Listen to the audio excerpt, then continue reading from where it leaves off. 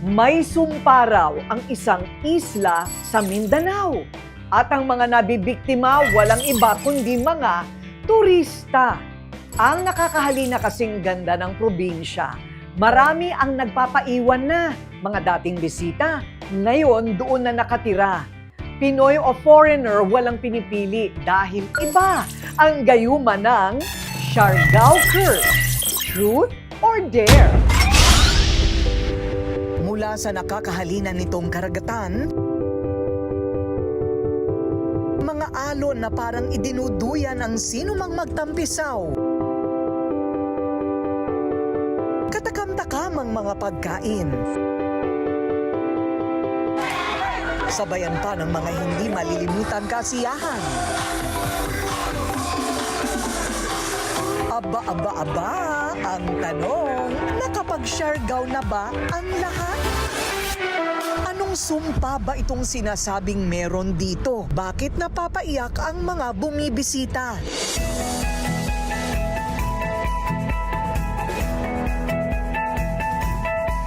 Simula nang sumikat ang Siargao bilang isang top tourist destination, hindi na magkamayaw ang dagsa ng mga bumibisita dito, ang safe, cheap at ever-reliable na airline partner ng Rated Corina, aminadong halos laging fully booked ang kanilang mga flight sa isla ng Siargao.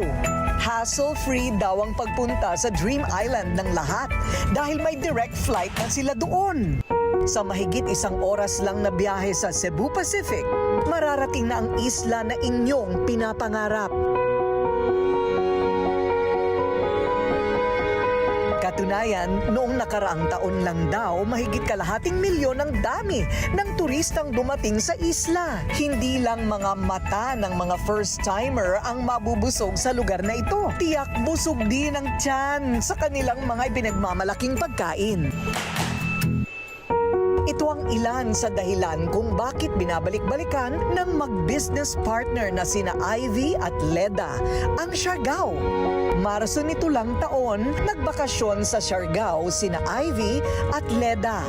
Ang pinaka-nagustuhan daw nila ang island vibe na ibinibigay sa mga dayo at ang kasimplehan naman ng pamumuhay ng mga Siargao noon. Laid back din kasi yung community, hindi siya crowded, hindi siya yung magulo. Iba yung community dito sa Siargao.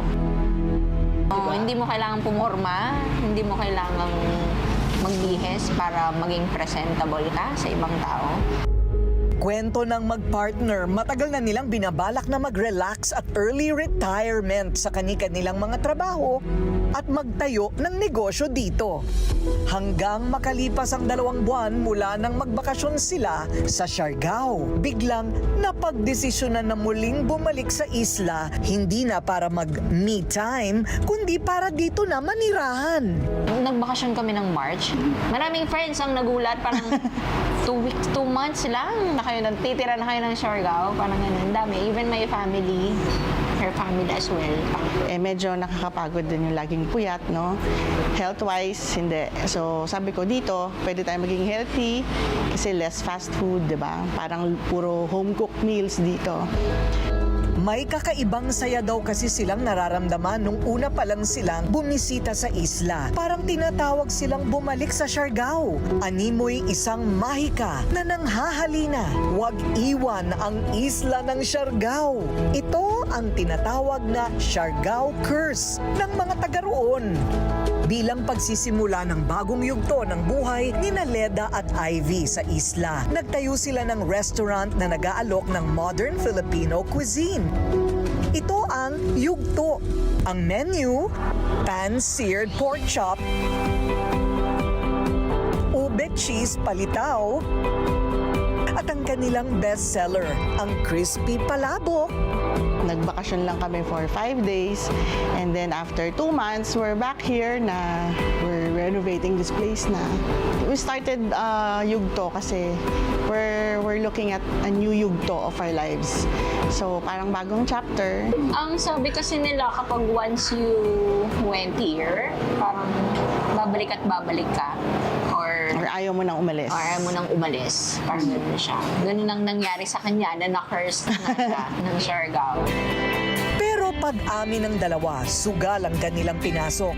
Alam nilang malaki rin ang nawala sa kanila sa desisyon nilang maglagi na sa isla. Nung una, sabi ko nga kay Sir, nung una, first week, second week ko dito, parang gusto ko lang umalis. Sabi niya, too early to give up. So, ngayon naman, parang I'm starting to,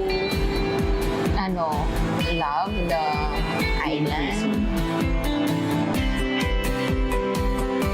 Isa pa sa tinamaan ng tinatawag na Siargao Curse maliban kay Ivy ay itong si Brianna o mas kilala dito sa isla bilang si Island Barbie.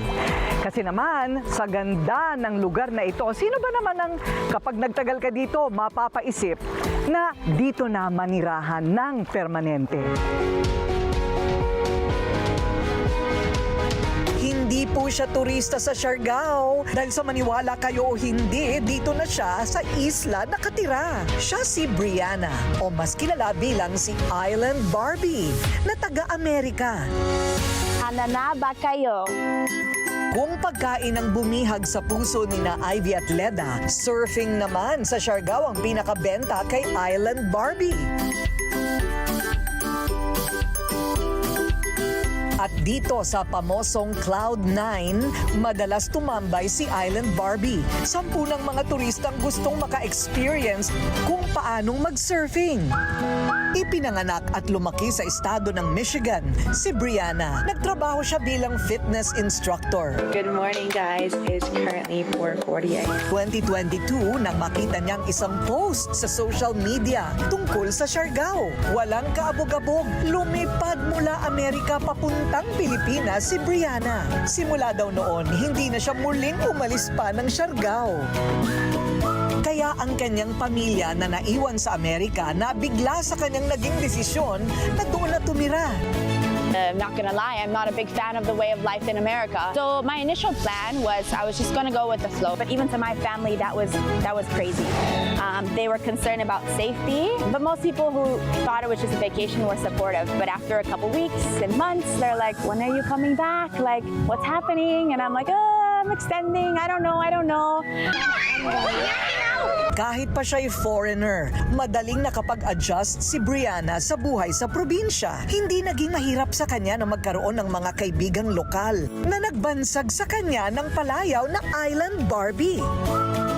Some of my closest friends till this day who are all locals here, and I just felt like I connected with them and I was able to see their way of life. This is life. Like, this is the quality of life. We're so happy with so little. May 2 taon nang naninirahan sa Siargao ang Amerikanang si Brianna.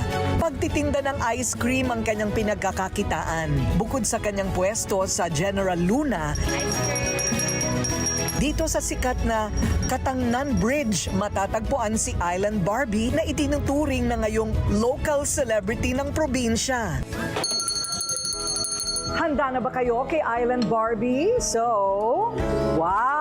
I wonder what she's preparing for me.